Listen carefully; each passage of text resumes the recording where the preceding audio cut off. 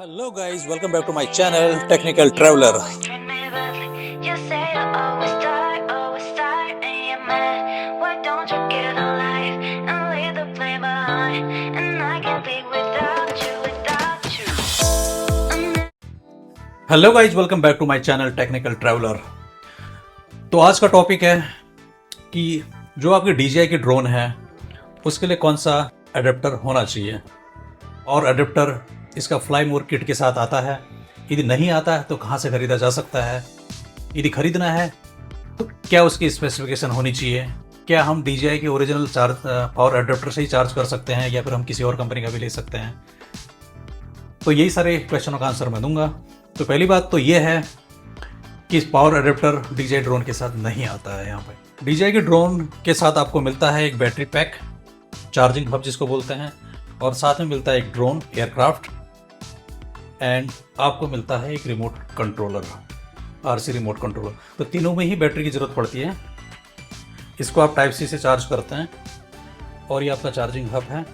आज का टॉपिक ये है कि आपके ड्रोन के लिए सबसे बेस्ट कौन सी पावर अडेप्टर रहेगा।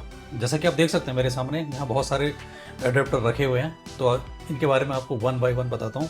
तो पहला अडेप्टर है ये OnePlus का चार्जर है 65 वाट, एंड सेकेंड चार्जर है हमारा मैकबुक के साथ वाला, और इसकी कैपेसिटी देखते हैं। ये है आपका 30 वाट USB-C पावर अडेप्टर। इसकी कैपेसिटी 30 वाट की है।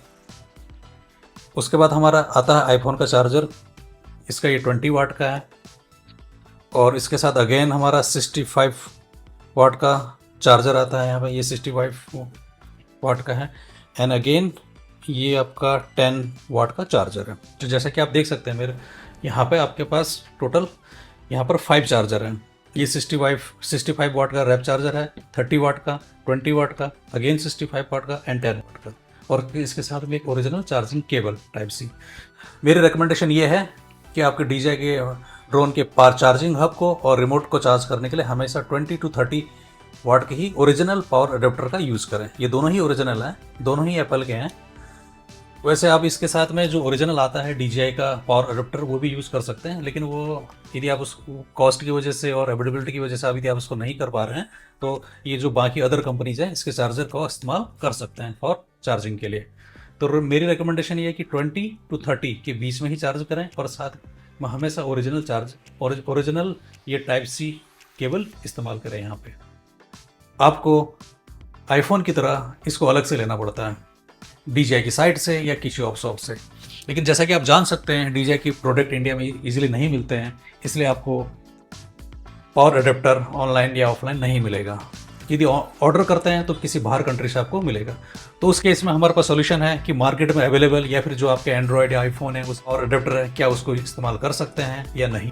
तो जैसा कि आप देख सकते हैं मेरे सामने ये डिफरेंट टाइप के पावर अडेप्टर रखे हुए हैं यहाँ पे। एक और बात है कि जब भी आपको चार्ज करना है तो हमेशा ये 2-वे चार्जिंग हब में रख के ही इसको चार्ज करिए।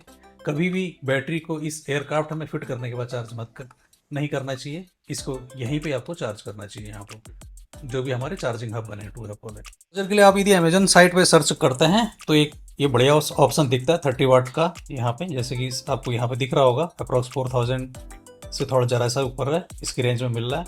और इसकी कंपेटेबिलिटी देखेंगे तो जितने भी आपके डिवाइस हैं उनके साथ ये इजीली कंपेटेबल हो जाता है, from RC controller to Mavic series, air 3, air 4। 30 watt का चार्जर है यहाँ, तो इसको आप ऑर्डर कर सकते हैं। ये DJI का ऑफिशियल नहीं है बट किसी और कंपनी का है, तो आप इसको देख सकते हैं और यूज़ कर सकते हैं यहाँ पे।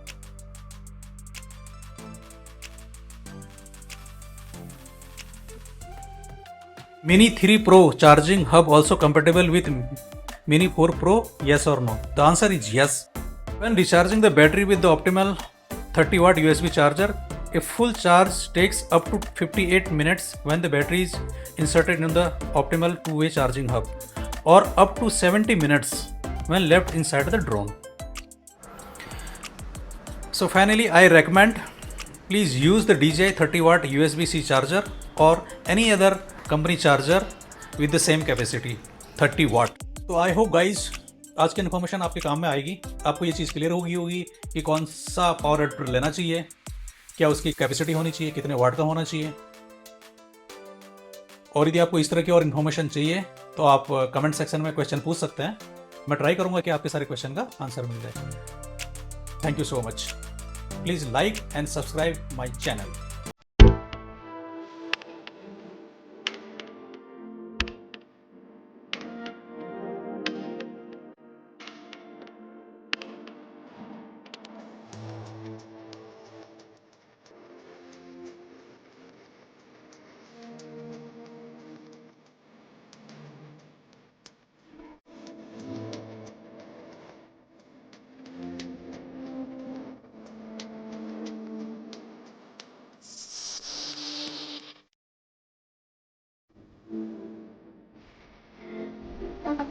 जीरो पॉइंट पहुंच चुके हैं।